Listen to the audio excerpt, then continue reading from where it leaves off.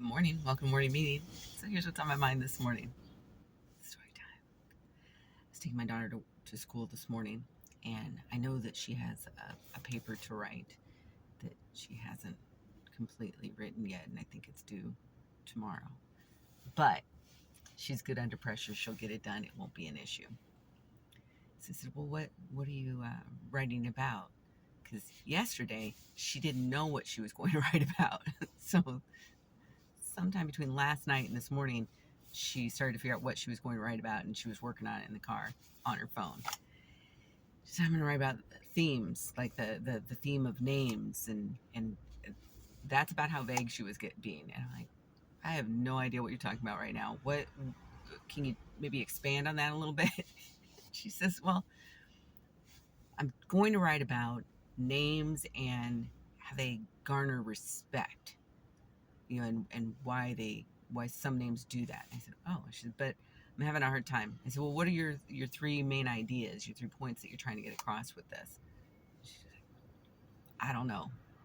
I said, okay. She said, I think I need to change my theme. I said, well, did your teacher give you some ideas on these themes? She said, yeah, she gave us a list, but she also said if we didn't want to do any of those, we could come to her and suggest a different theme. So she said, but I don't want to do that. No, okay, don't want to do that.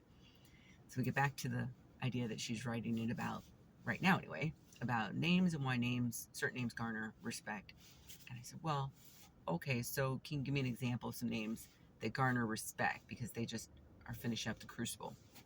So she gave me two names. And I said, okay, well, um, what about you add something that is counter that? So now give an example of a name that hasn't garnered respect in that. Couldn't think of one. I said, well, what about one that are you distinguishing between respect and fear? Like, do these people with these names have respect because people fear them, or do they have respect because people actually respect them, right?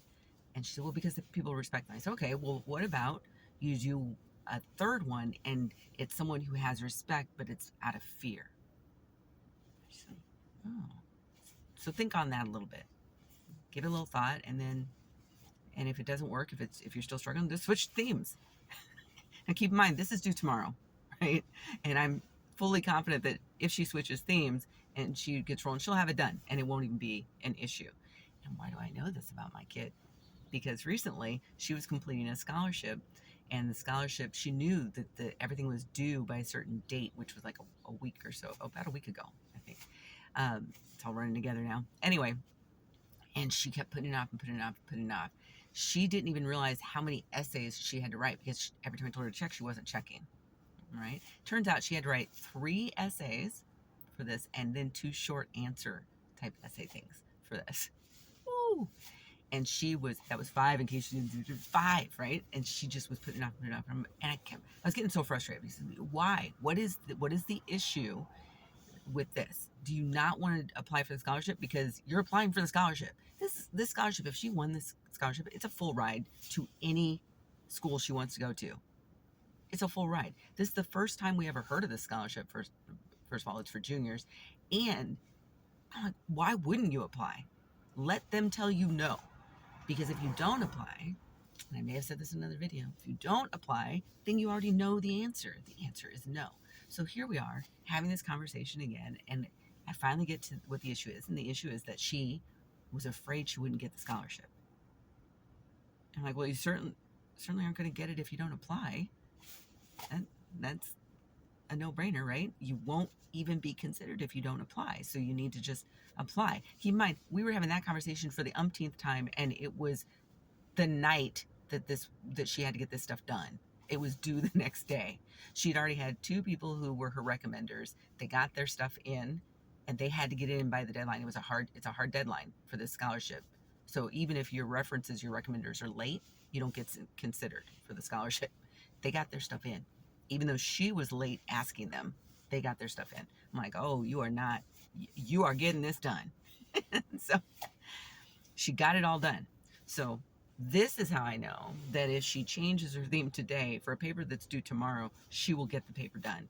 And it will be a really well-written, strong paper, just like these essays were. She works well under pressure, and that is what she learned a week ago when she had to get those done. And we had an interesting conversation about that because I said, well, are you the type of writer, we were coming into school, right before that deadline. Is, are you the type of writer, do you know this yet, that you can shift gears, pivot, you can work under pressure and get something done and get it, and it's good? She said, I don't know. I said, oh, I guess we're about to find out, aren't we? I said, because that is a skill. My husband didn't agree with me right away. But I said, no, this is a skill, because writing is a skill. And if you can write under pressure to a deadline and write some really brilliant bullshit, you're a good writer. You're a good writer. And I don't mean foo-foo bullshit, but if you can just boom, hammer it out, you know. And she had to, by the way, for that essay, she had to read a whole bunch of stuff that she also hadn't read. And so she had to read it all, digest it, spit it back out, and write something that made sense. And she did. And I was like, girl, you got this. So that is why I say all that to say, if she changes the theme for this paper that's due tomorrow, I'm not even worried, because now she knows, I know, that she writes well under pressure. And yes, that is an amazing skill to be able to do that and do it well. I know it saved my ass in college, the ability to do that, so it's going to help her too.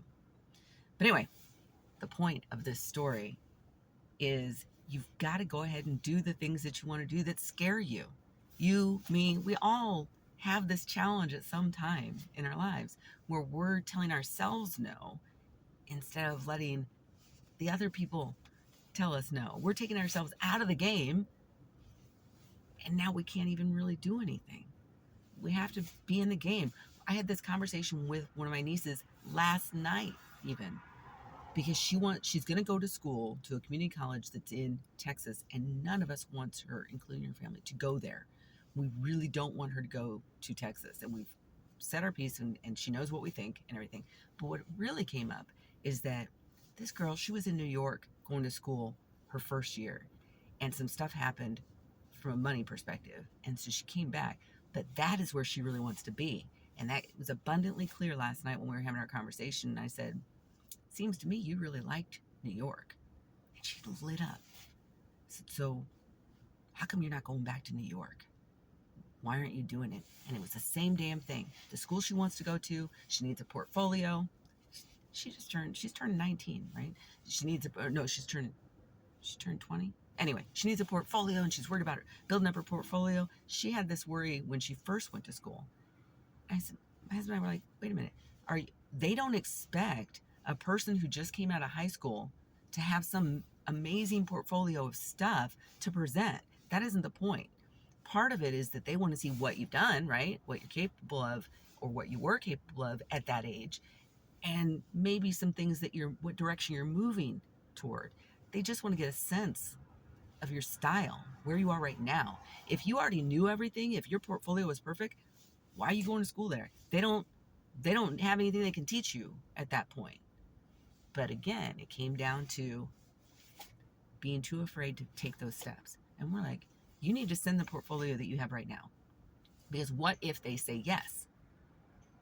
If they say no, you're already in this other school, and you can continue to build your portfolio, and then you can apply again if they say no. You're in a win-win situation. That's all there is to it. But if you don't even apply, you've allowed yourself to say no when they might have said yes. Why? So, reminder, go after the things that you want to do. That's for you, that's for me, it's for everybody. You know? Let the other people tell you no. Don't tell yourself no for something that you deep down want to do. Right? And on that note, go check out my book. It's a great holiday gift. Anchor. It's the anti-planner planner. Go check it out. It'll help you, in fact, identify some of the things that you want to do. It focuses on just pick one thing. Instead of having a long list for your day, just one thing. Because you accomplish that one thing, when your head hits the pillow, you're going to be like, I did it. And you're going to feel good. So go check it out. See ya.